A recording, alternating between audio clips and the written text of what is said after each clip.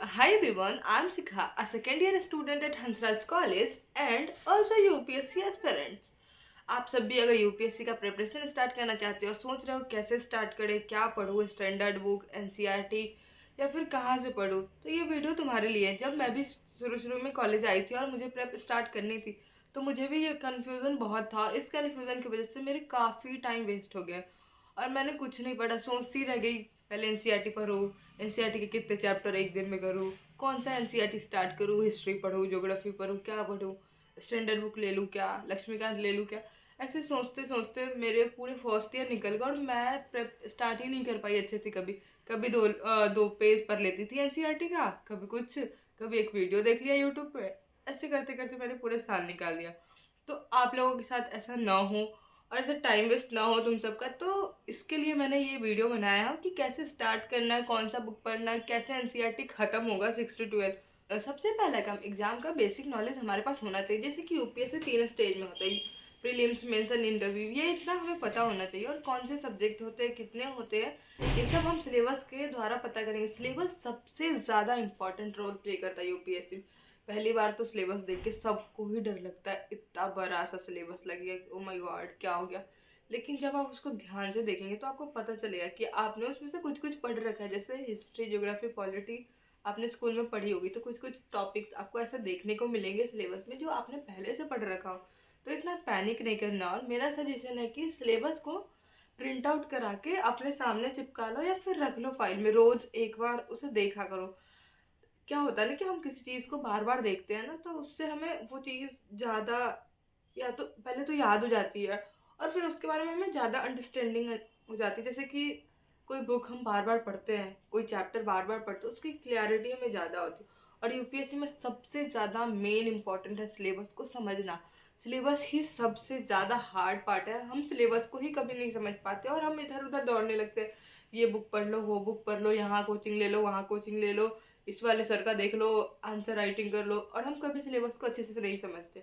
और ये सबसे बड़ा गलती होता है, सबसे बड़ा गलती हो जाता है। अगर जब तक हम सिलेबस को नहीं समझेंगे तो हम कैसे ही और क्या पढ़ पाएंगे। तो सिलेबस एक प्रिंट आउट करा के रख लो, उसे सामने चिपका लो, रोज उसे देखो। और सिलेबस जैसे जैसे रोज रोज तुम देखोगे उसमें तुम्हें की पॉइंट्स दिखते चले जाएंगे कि मैंने ये तो पढ़ रखा है पहले से, ये तो एनसीईआरटी में है, अरे ये तो वही टॉपिक है जो उस चैप्टर में है। तो ऐसे ऐसे करके आपको सब समझ में आएगा। सिलेबस को प्रिंट आउट निकालना मत भूलना। कहीं ना कहीं से सुन रखा होगा, पक्का डेफिनेटली ही सुन रखा होगा कि यूपीएससी का प्रेप स्टार्ट करना है तो एनसीईआरटी से करो।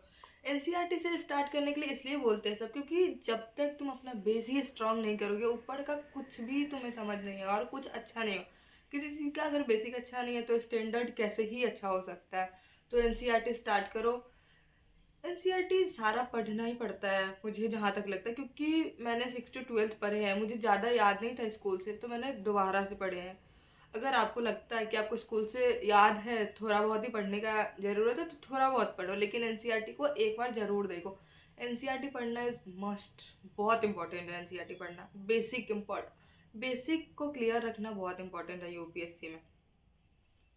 एनसीईआरटी कंप्लीट करने के लिए कितने टाइम लगेंगे, जो लोग शुरू करना चाहते हैं 6 to 12 की, कितना टाइम लगेगा और कैसे होगा। तो मैं एक सीरीज चलाने वाली हूँ एनसीईआरटी का, जिसमें मैं खुद का रिवीजन करूँगी और आप सब स्टार्ट कर सकते हो मेरे साथ। अगर आप लोग चाहते हो कि मैं सीरीज चलाऊँ एनसीईआरटी का और साथ में पढ़े, तो कमेंट कर देना और मुझे बताना है। वैसे तो एनसीईआरटी के लिए आप 3 महीने लेके चल सकते हैं, 6 to 12 के ख़त्म हो सकते हैं, क्योंकि सिक्स आप जब पढ़ोगे तो आपको याद आता जाएगा कि हाँ हाँ, ये तो मैंने पढ़ रखा है, ये समझ आ रहा है। लेकिन इसको बोर्ड के जैसे नहीं पढ़ना है कि ओह रीड कर लिया, अच्छा ये याद कर लूँ और रट के आगे निकल के, ऐसे नहीं। इसको थोड़ा समझना है यूपीएससी के पर्सपेक्टिव से। जब आप क्वेश्चन देखोगे ना यूपीएससी का, तो आपको पता चलेगा कि क्वेश्चन कैसे आते हैं, उसके अकॉर्डिंग एनसीईआरटी पढ़नी।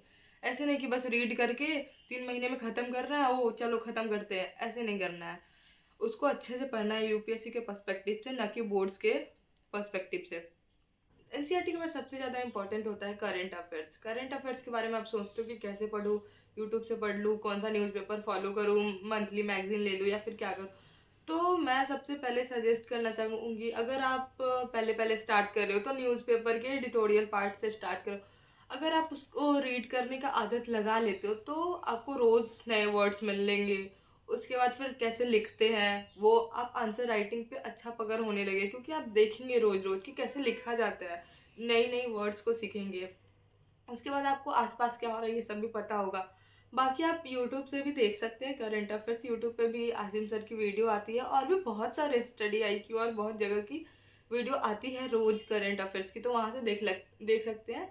लेकिन एडिटोरियल पार्ट्स को ज़रूर रीड करना, ज़रूर, बहुत हेल्पफुल होगा आंसर राइटिंग में, और इंग्लिश को इम्प्रूव करने में बहुत हेल्प होगा।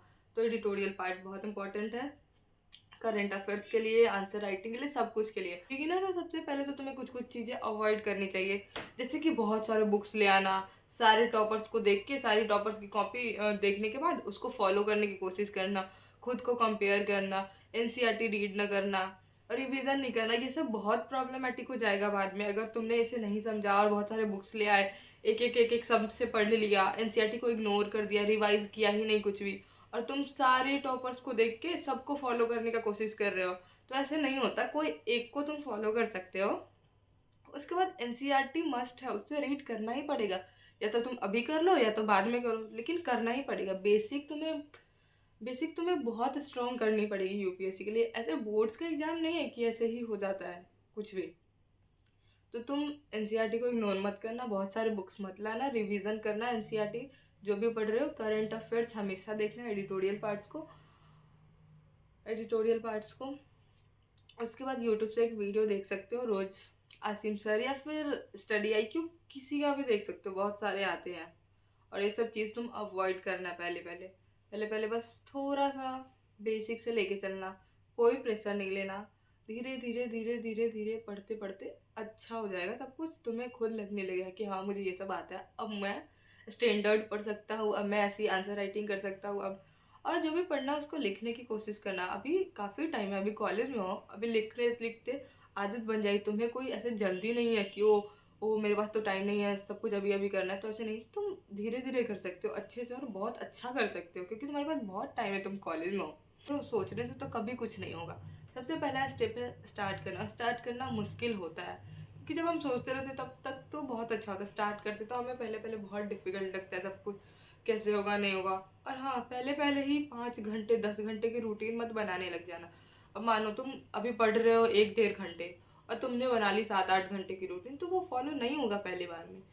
उसको 1 2 घंटे हैं तो उसको 3 4 घंटे में कन्वर्ट करने का कोशिश करो धीरे धीरे। और स्टार्टिंग में कंपेयर मत करने लग जाओ, अरे वो तो 5 घंटे पढ़ रहा है, मैं 2 ही घंटे पढ़ रहा हूँ।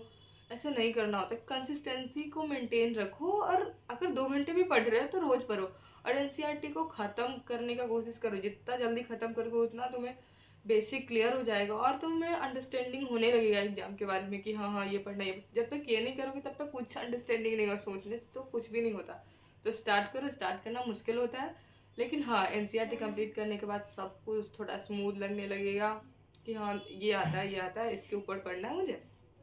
Thank you so much guys. अगर आप बिगिनर और ये वीडियो थोड़ा भी हेल्पफुल हुआ है तो चैनल को सब्सक्राइब करना और लाइक करना। अगर तुम्हें लगता है कि मैं एनसीईआरटी सीरीज चलाऊँ और तुम सबको इससे हेल्प मिलेगा तो कमेंट करके ज़रूर बताना। Bye bye.